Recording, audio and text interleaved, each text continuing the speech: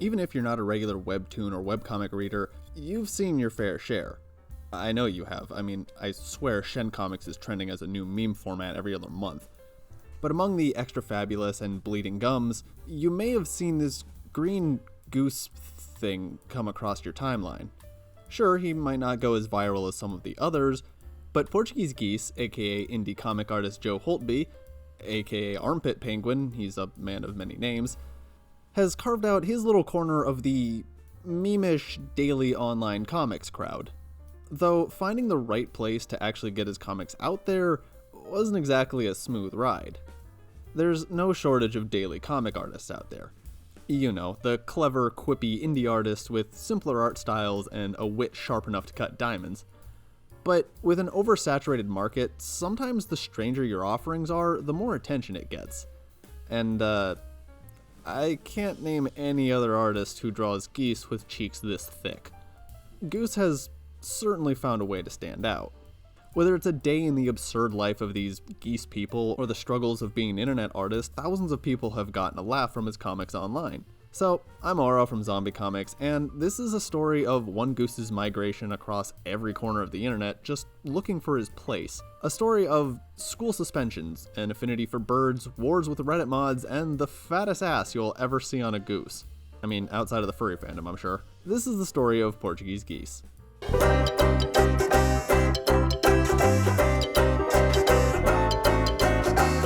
You ever crack an egg with two yolks? That means animals that hatch from eggs can have twins, right? Well, when Holtby hatched in Virginia, that's exactly what happened, and his twin brother was his first audience. And I remember being 3 years old and being able to figure out how to make something better than stick figures. Like, I would draw, well, I think it was supposed to be superheroes, but it's just little block men with very long stick fingers, but I was proud of it. My mom keeps everything that I drew from back then, me and my brother, and I'm like, oh wow, it's actually kind of decent for a 3-year-old. He's a lot more extroverted than me. He'll talk to more people. I kind of just like chilling in the background, so I guess I need to get attention. I guess I was trying to be the funny one. We both draw a lot. He also had his own comic book series we would draw when we were 9. We like made full comics, like 13 pages long, filled with recurring villains and stuff. We were definitely both very artistic in that sense. We both draw, we both do music. We just prefer one or the other. Even when I was a kid, I could tell, like, I just loved drawing so much. All I could think about was being a comic artist or animator or something when I was a kid. My whole mom's side is very artistic. I got photographers, artists. I'm very lucky to have inherited some of that. Long fingers wouldn't be my first choice in superpowers, at least not for crime fighting. But the superhero angle made sense considering that he hoarded comics when he was young. And if you're into comics in America, chances are you're going to be neck deep in superheroes.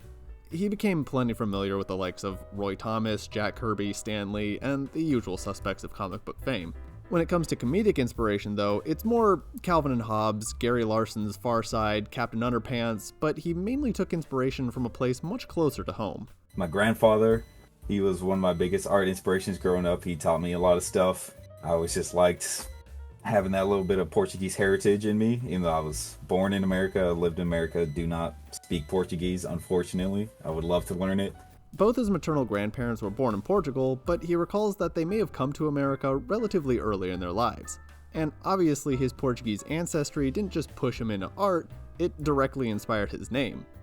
But funny enough, Portuguese Geese was never meant to be his artist name.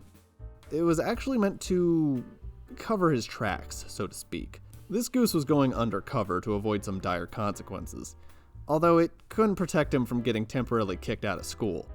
What is it with school-age creatives getting themselves in such deep trouble? Portuguese Geese, that part, one day in high school, senior year, I got suspended and they wanted me to delete my Twitter because it was related to something I posted on Twitter. So I didn't want to delete my Twitter, I had all my friends on it. So I changed the name to something that they wouldn't know was me, and I was like Portuguese Geese because it rhymes. So I was like, I'll just have that as my Twitter name, they won't know it's me. Maybe a year after I did that, I started making comics and I couldn't think of a name for them yet. I was tossing in my head maybe name them Shorthand Comics because that's what my grandma would said. I just never came up with a name in time, so I just tagged my Twitter in it and I was like, I guess it's named Portuguese Geese now. Yeah, they tried to cook his goose, but he had other plans. Comics, YouTube videos, websites, he had content and ideas. It was just a matter of getting anyone to see it.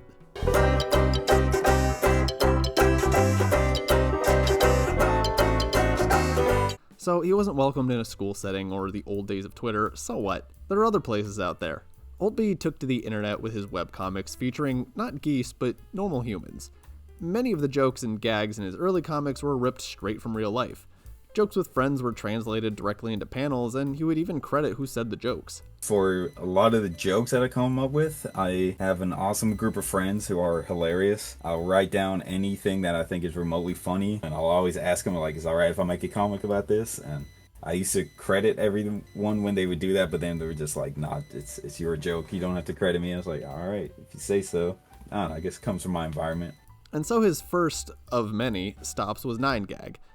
It's not exactly the most prominent website nowadays, but once upon a time, getting featured there meant something. I started when I was 19, so I was like still kind of figuring it out what I wanted to do. I must have posted on 9gag first. Back in high school, that was like the good website for memes and stuff. I know it's a joke now, but back then it was like, yo, I got featured on 9gag and stuff like that. From 9gag, he made his way to other websites like Imgur. Imgur? Does anyone know how to pronounce this? And then I moved to Imgur. I think that's where I got my first big comic. Like, it got 8,000 upvotes on there, which was pretty big because Imgur's way smaller. So I kind of had a community going there. I would post my comics every now and then. I had DeviantArt, of course, because everyone had to have DeviantArt. I think Tumblr, I don't even know what Tumblr is, but I was just like, I guess people post on there. I just posted everywhere I could because I didn't know really how to get your name out there, but to spam it, I guess. Long story short, he ventured across the internet and back, trying to find a place where his comics would consistently find an audience. He even tried his hand at YouTube with his first channel in 2009, and a second channel in 2016, the latter of which hosts his series Comic Bomb, which pits indie artists against each other in drawing battles. The real game changer for him, though, was Reddit. Reddit was like way more streamlined. I got faster success, I guess you want to say. At least more eyes on me, I would say. And then ever since, Reddit's the place to post. I think 2017, I had a lot of ideas saved up. Most of them, I was like, these aren't very good. So I just never used them. I was like, really, I need to make this happen because I'm not going to college. So if I can get famous, I got to do it now. So I used every single idea I had, if I thought it was bad or good. That's when I got my first comic to like 20,000 upvotes, and I was like so proud of it. I showed my whole family, and I just kept posting and kept posting. And then I decided I should make a website so I can like host them all. Just seeing like people come to the website, off of Reddit, off someone else, they actually take time to go to my website. That was pretty freaking cool. Finally, the search was over. Portuguese Geese found the perfect place for his silly little webcomics. His comics were funny, so what better place to post than the subreddit rfunny? He and other webcomic artists found success posting there. Everything worked out perfectly, and there were never any problems. Thanks for watching, like and subscribe, and watch another video. Except I'm lying.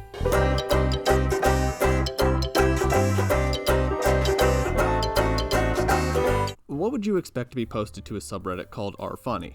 Funny things? Yeah, I'd say that's a fair assessment. So it's only natural that comic artists would post their funny comics there, including Portuguese Geese. In fact, a lot of artists were posting to rfunny. Like, all of them. So it sucks because I used to always post to rfunny and rcomics, and rfunny used to be flooded with comics, which I think is fair because it's literally funny. If the comics are funny, they're going to get upvoted, so of course they're going to be some of the most popular posts. On May 15th, 2022, the rfunny mods made a post addressing this. They stated that there was a growing number of comics that were little more than low-effort ways of bypassing rule number 9, which says no pictures of just text. The mods didn't come to this conclusion on their own. They stated that subscribers had expressed their concerns that comics almost always eclipsed every other post. So they introduced a new rule. Comics could only be posted there on Wednesdays and Sundays.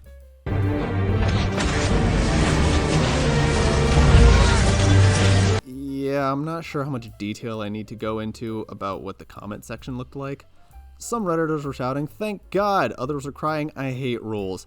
Very prominent webcomic artists like Pizza Cake Comics came out swinging, and Portuguese Geese was caught in the crossfire of all of this. Several of his posts to rfunny were straight up removed, with the auto-moderator giving him a friendly reminder to read the rules. And I guess the mods, maybe people complaining to the mods or something, but they got salty. They're like, this is not a sub for comics. Post to our comics if you want to do that. So I'm like, I'm not gonna tailor my whole schedule around the stupid R funny rule. So I just stopped posting there. And that also seems to be where the meanest comments come from too.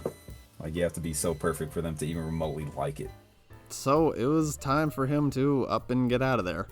Luckily, at the same time all this had been going down, he'd been making a name for himself over on R Comics through his internet cartoons, which, believe it or not, has lore. We demand a full Jeeves graphic novel, Goose. And there was also his feud with indie horror comic artist Hollering Elk, which I won't go into much since I think I covered it well enough in my interview with her. So it's actually funny because when I was watching your Hollering Elk episode, there was a point about how she only had her elk character for about a year.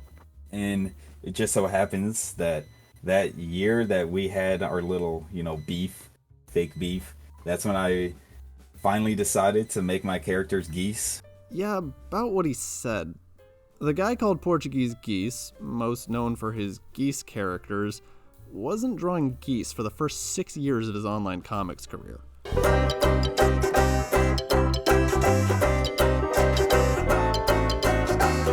The first occurrence of these geese people was in a webcomic from May 25th, 2021, followed very quickly by another goose character with gray feathers, a blue t-shirt, and a blue baseball cap the next day. But it wasn't exactly a straight line of development to the more recognizable Portuguese Geese avatar. I've been wanting to do for like at least a year at that point, but I was really nervous to, because at that point I've been making comics for like 6 years already, and I was already established as drawing humans, same art style. But then one day I was like, screw it, they're geese now. I never actually like drew geese in my normal day-to-day life, so I was just kind of making it up as I went. And then I realized wait, I need to have like one consistent goose at least if I'm gonna keep doing it. And I used the same green that I use on the human avatar of me.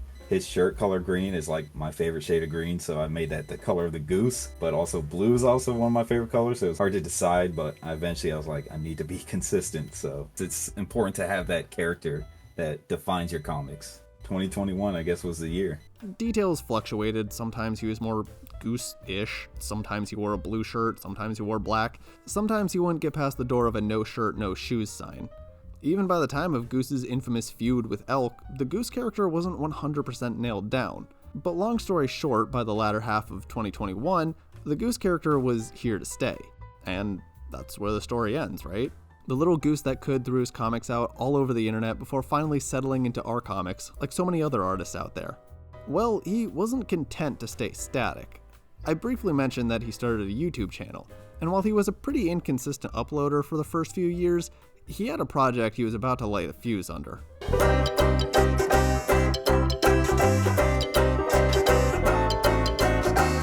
So he'd already taken a crack at the YouTube thing before, but the style of drawing every scenario during a rant or story or what have you just wasn't a viable option for him at the time. Not everyone can go the YouTube animator route.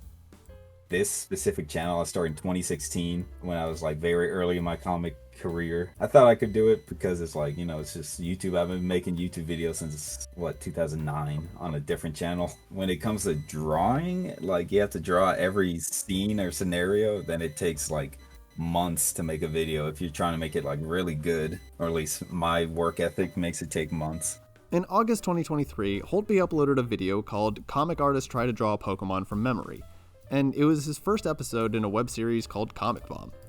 It featured 4 artists, including himself, Goose's longtime rival Hollering Elk, Roads to Nowhere artist Ryan Rhodes, and the previous generation artist Column's Comics, which, if you haven't seen my video on Mr. Column.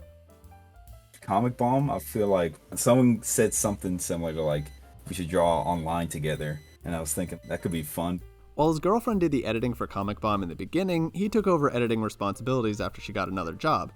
And he's been working his way through a lot of artists, like Pizza Cake, Red Dot, and more. It's comic artists. I try to have mostly at least shake up the roster every time, so it's different people bouncing off each other. I think it's just fun time, just sit back, relax with my comic friends, most of which I've never actually spoken to over the thing, so that was the first time I heard most of their voices, was the first episode. He mentioned Drawfee as an inspiration, but whereas they take a more methodical approach with one artist tackling a prompt at a time, Holtby has 2 artists competing on the same canvas.